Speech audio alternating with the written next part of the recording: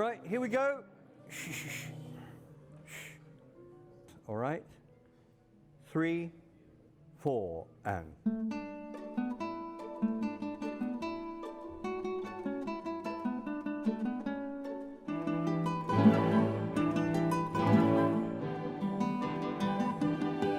Every year,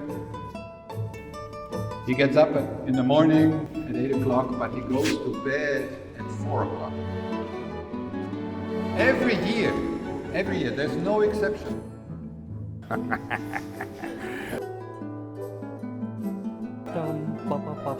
Okay, all right, okay, G sharp to G natural is the one, all right? Once more. I know it's a bit weird, but you know, that's how I am.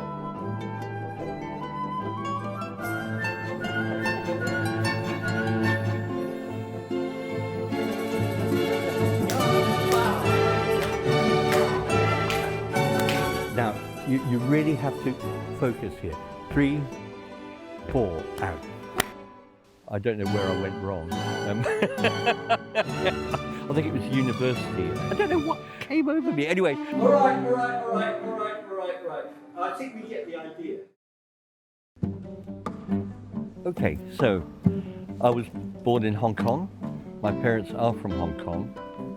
And my father is of Filipino heritage, a Portuguese Filipino. And my mum had an Australian father and a Portuguese Chinese mother. So they met in Hong Kong during the war, the Second World War. When I was little, my father got a scholarship to study law in England. So he brought the whole family across. We went by ship. We went through Europe. And when we arrived in Southampton, my brother and I were delighted by what we saw because it was snowing and we'd never seen anything like it before. So we spent 3 years in London. We first of all stayed in accommodation for students, for foreign students. I think my father must have been in his 30s at the time. And it was in the early days of TV, the small TVs, and a lot of London was still a bomb site. There were bricks everywhere. I went to school in London, which I enjoyed very much, and so did my brother, but he was very, very small at the time, and all the girls in the school treated him like a little doll. Sorry, I wouldn't tell them that now.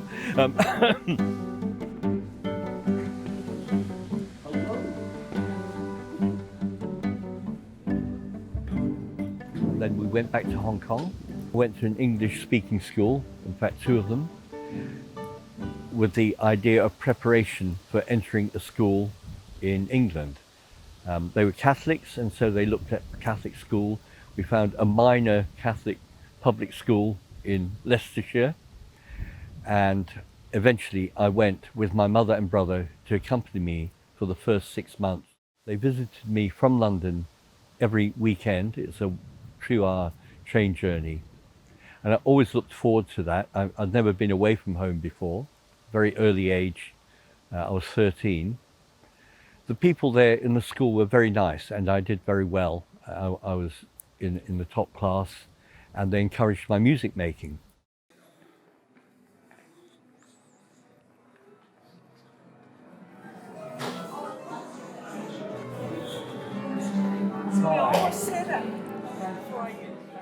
So I played the ukulele. I found 2 friends in school. One of them had the guitar, and I had the ukulele, and we were all studying piano or some form of music. We were in the choir as well. So we formed a little folk group while I was at school. And actually, I remember it was a real revelation when I heard a recording of Segovia playing Bach on the guitar. Again, that was encouraged by the school I was at, which is called Ratcliffe College in Leicester. And as I say, they were actually very nice and encouraging to the students. So I actually got hold of this music because I knew it as piano music. It was a prelude by Bach, and Segovia was playing it on the guitar. And I thought, it's amazing, you can actually play written out music on the guitar, which I'd always considered just for chords. So my friend Pete Nuttall and I, we sort of sat down and worked out music which we played on the piano for the guitar, and some things were more or less successful. This prelude, for instance, was in C minor originally. I never thought of transcription or transposition, so I just copied it out in C minor for the guitar, and I learnt the little prelude in C minor. That's the one everyone plays in D minor. And it was pretty hard, actually. Couldn't work out all the fingerings. And Pete and I, in those days, we also subscribed to a magazine called BMG, Banjo, Mandolin, Guitar. And the guitar was very much part of that family in those days. It was a popular instrument. And this was a magazine which was the only vehicle for classical guitarists of any kind. And the English composer and critic John Duart wrote in it regularly. And from that I learned about John Williams, who was very young at the time. Eventually, after my first trip home to Hong Kong, which was after 2 years I was away from home, I brought back a record player, a portable record player with my one record of John Williams playing. And that was his first CBS Sony recording, which featured things like El Colibri and the Fourth Lute Suite, which I was aspiring to play. Without any knowledge or anything of technique. We learned everything from magazines and from watching TV. And again, my friend Pete, he'd come back on the holidays, he said, you know, those harmonics we heard, I saw John Williams doing it with his right hand.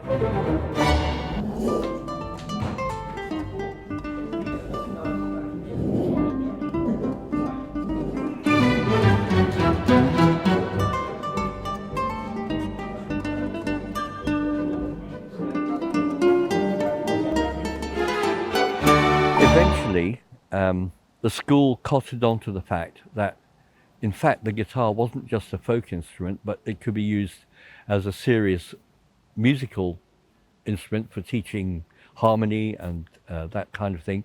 And they thought they would get a guitar teacher for the school. Now, Pete and I were only in our early teens, so we were not in the sixth form, but the guitar teacher was only accessible to people in the sixth form. So, ironically, we were not allowed to have guitar lessons. Okay, guitar 3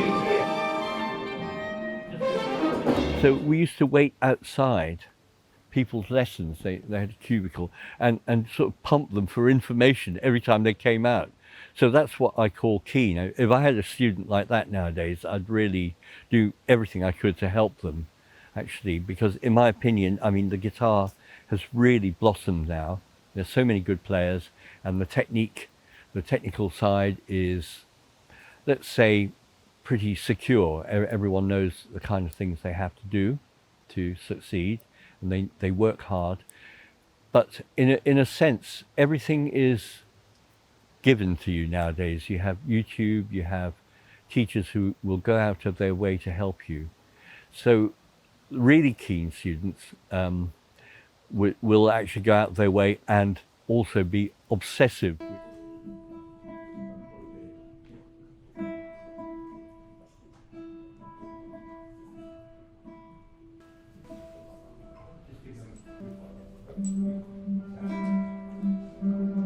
Very sharp over here. It was an obsession of mine, and in fact it wasn't music as such at the beginning. I did play the piano, okay, I have to say. I studied the piano from an early age. It was one of those things, you want a bicycle or a piano. And one of my aunts had a piano, so I said, okay, I'll take the piano, because I heard someone playing it and it sounded very beautiful to me, it spoke to me. So I actually got quite far on the piano at the school I was talking about. We must be fanatical about tuning, right? Otherwise it just sounds awful. It sounds like lots of guitars. But the thing I liked about the guitar was the sound and its portability. And because I couldn't take a piano with me everywhere, I actually learned how to imitate the sound of people I admired, like Segovia and Julian Bream and John Williams in those days. Listen, this takes 25 minutes, and some of you were very late. Tomorrow, please come at 1:30 in tune. We have already taken almost half an hour before we start, okay? Please, I depend on you to do this because we cannot do this every day. What's he doing there? Okay. Late! There's one other very strong influence on me as far as music concerned, which is that I was in the school choir. And the school choral master was also our music teacher. He was very, very encouraging. He actually helped me, get music if I wanted to. I was a soprano solo, and because it was a Catholic school, our big aim was to go to Rome and sing in St. Peter's, which is what we did. We sang for Pope John XXIII in person, and that was great. It was a great trip. People got lost along the way. And I learned a lot about the school trips from that one. But it was really good fun, and I learned such a lot about music singing in a choir. First of all, the great composers. We sang Palestrina, Thomas Luis de Vitoria, Benjamin Britten, and I listened to organ music. I used to turn the pages for the organist.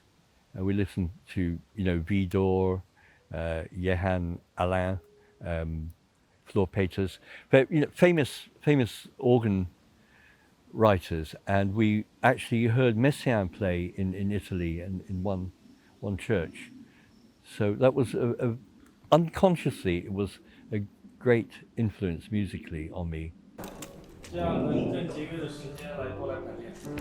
If you have a problem and you cannot be here at 1:30, that's okay, but try and let me know, please. And if you don't want to play, that's also okay, but please let me know. And if you have friends who want to play, they have to come tomorrow, otherwise it's too late. Okay. All right. Okay, so my first concert was at the Oxford Spanish Society, actually. Somebody heard me playing, and I really was quite fanatical about practicing in those days. And as I say, I taught myself mainly, and my friend Stanley and I would sight read stacks of music, and I learned to sight read that way as well, because you cannot stop in the middle of a piece. You have to carry on. You learn how to do that. Yeah, okay. Once. Hello?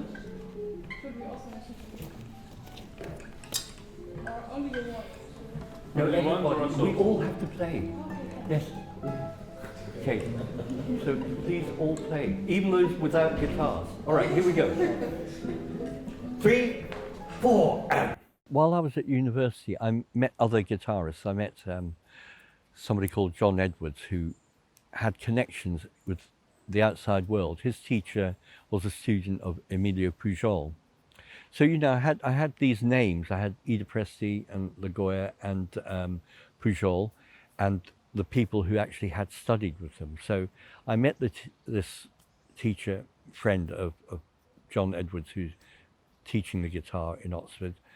He was an American called Tom Hartman, who had very, very interesting ideas about teaching, and quite radical in a way, but based on the principles of Pujol and therefore Tárrega. So it had a lot to do with rest stroke.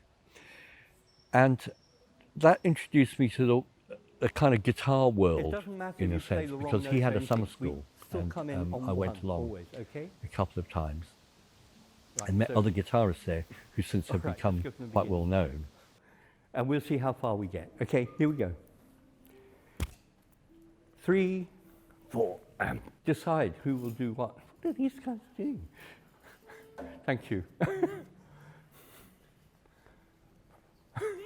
Right, twos, bar 13. 3.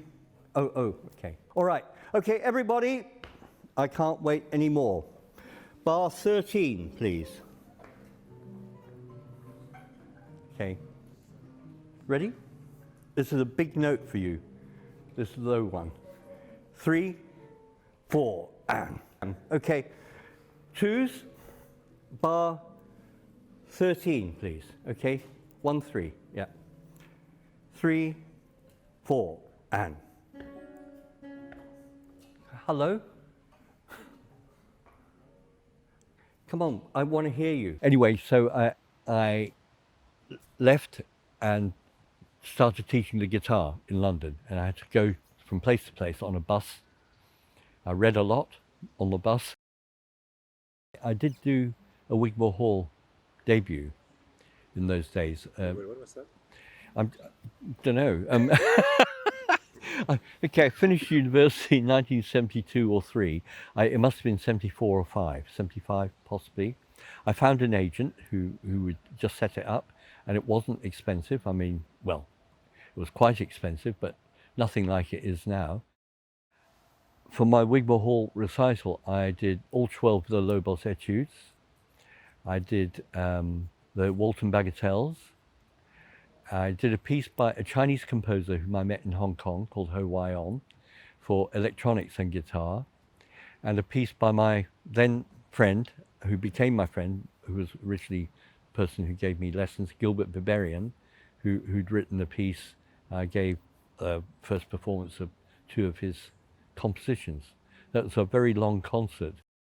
Okay, so it goes da da da da da da da da da da da bum bum bum bum da da da da yum bum bum da dee da bum bum bum dee dum ding dum dum dum dee da yum ba bum bum bum bum bum bum bum bum bum bum. Okay.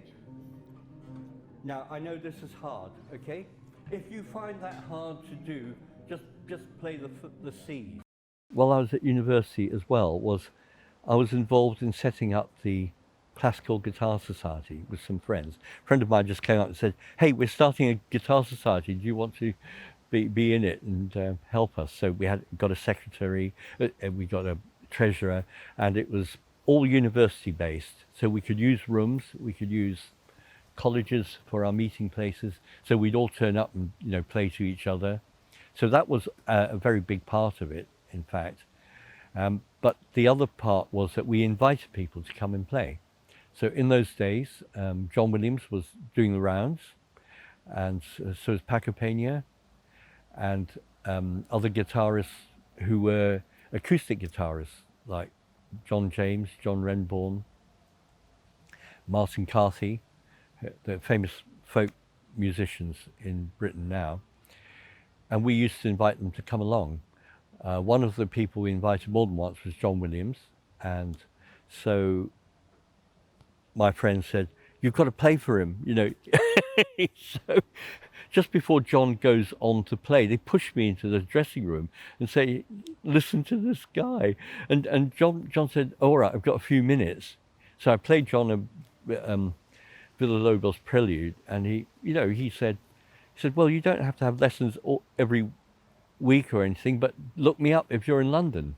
And that was really nice of him.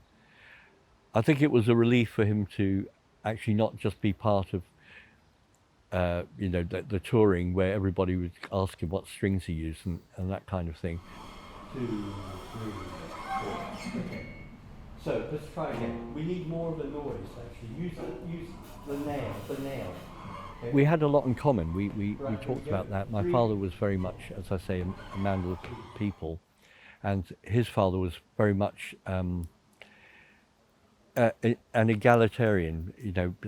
That people would are all equal in a sense, and all deserved equal opportunities. It actually extended to animals as well.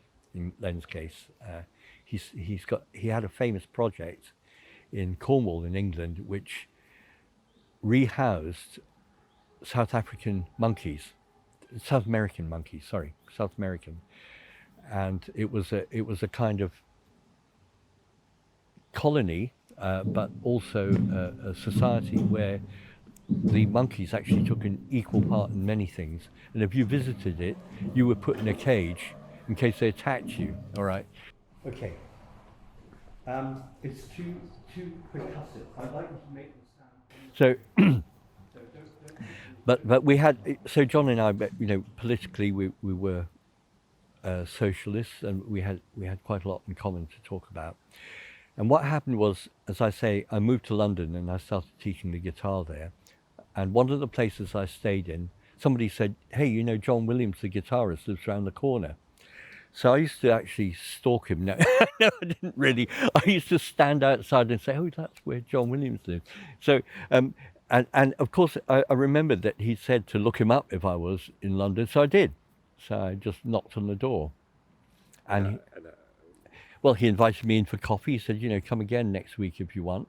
We can chat." And so I'd go along every now and again, and there'd be other musicians there. Julian Bream was there, you know, talking about their latest project together, and there'd be Cleo Lane, you know, talking about something, working together. And then there was the harpsichordist Rafael Puyana was there once, and I talked to him about technique and that kind of thing. And it was great, and John was really friendly and ever so helpful.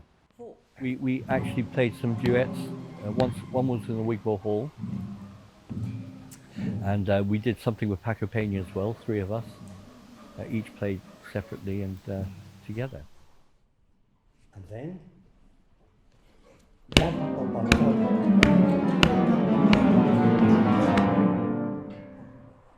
okay, that last one is still not right. Ya ba ba ba ba ba. I was scared. Good. Shitless. Okay, so what happens, right? So John goes on and he plays the 4th Lute Suite by Bach, and I go on wondering what to do.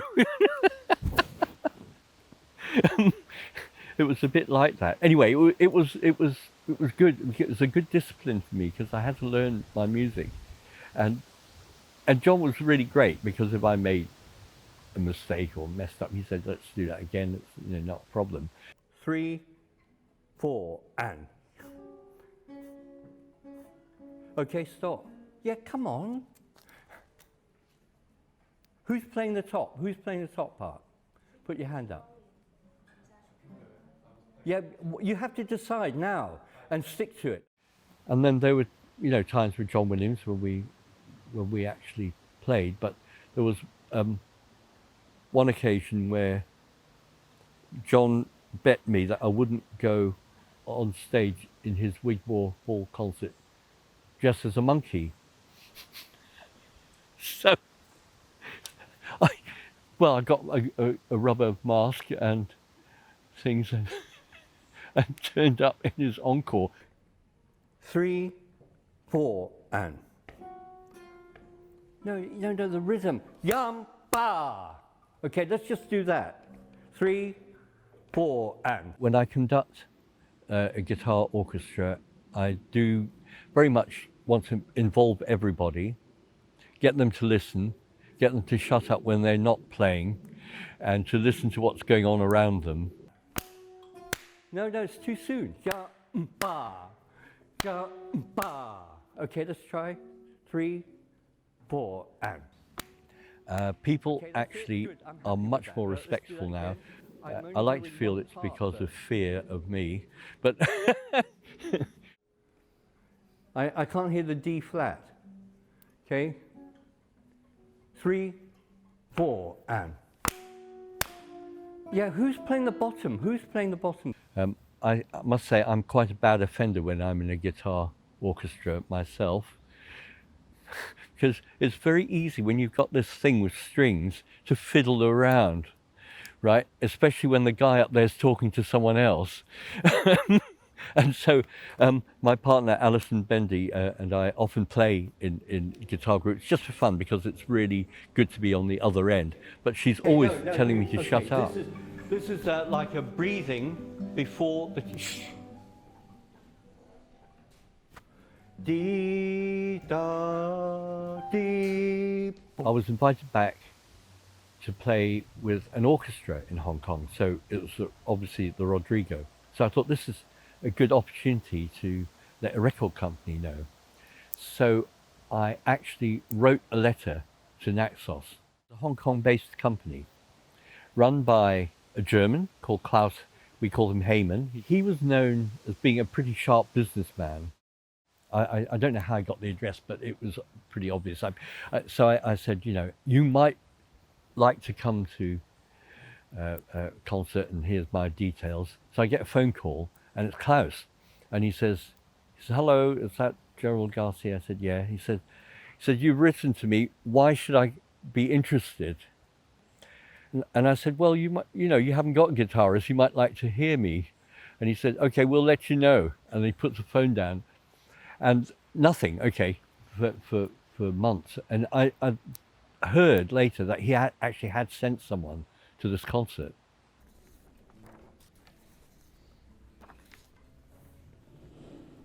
Just before letter B. Now you're all watching me. No turning pages or whatever. Okay, ready?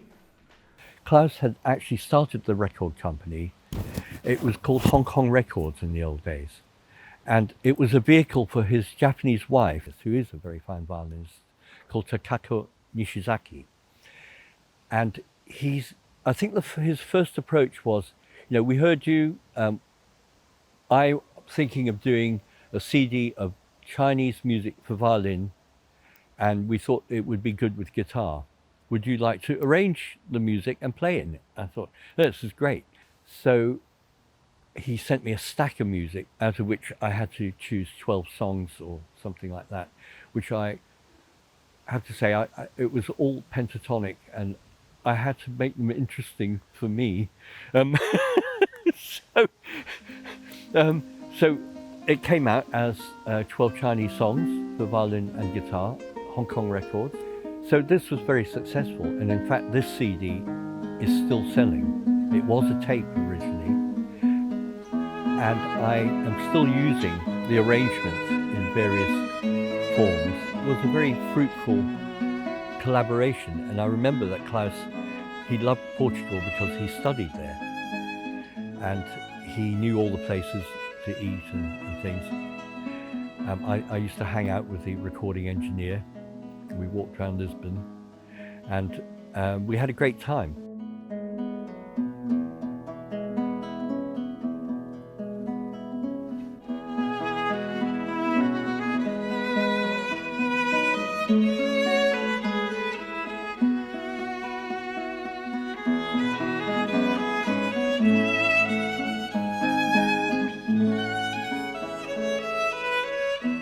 When you do a recording, it can't just lie in somebody's cupboard. It has to be distributed, and Naxos knew that they had good distribution.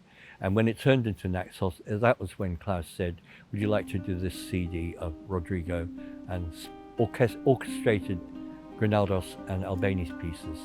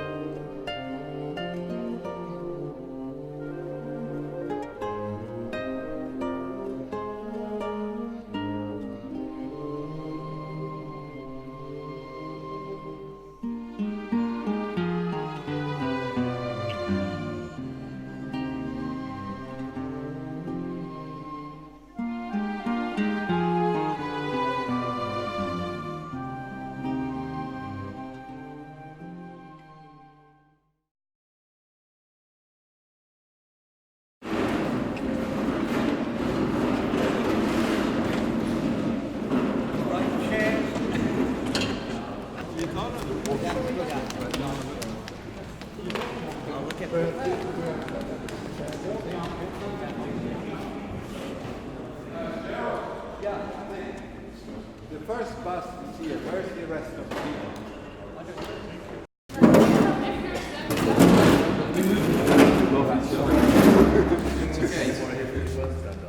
Oh, sorry. now, the interesting thing, where I think we get the music stands first, and not try and do everything at once. So, okay, do everything at once. Get the music stands. Thank you. Can we have this lighting for the later, after the pausa, we have this. Yeah? Okay. All right. Let's just do it, okay? Oh, before we start. Well, for me, I've always felt music making is a social thing. Actually, either playing with other people or involving the audience. Okay, ready?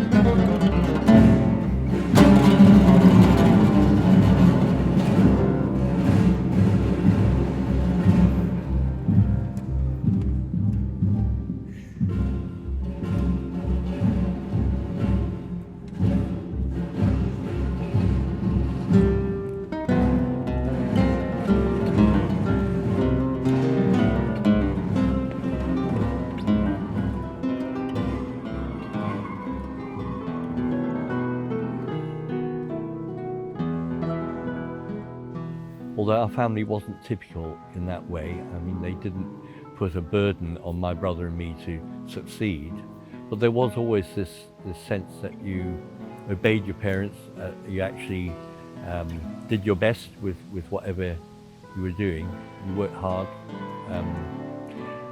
I don't know where I went wrong. I think it was university, actually.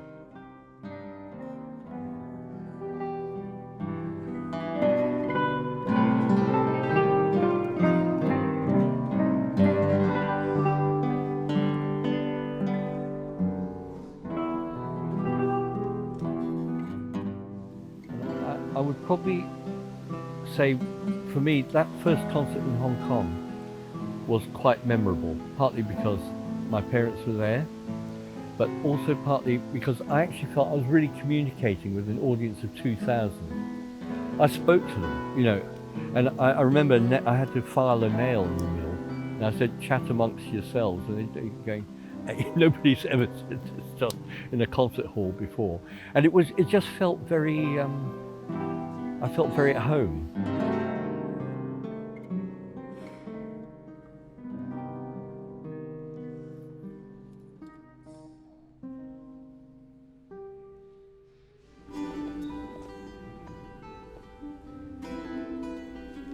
And our son is Gerald Garcia.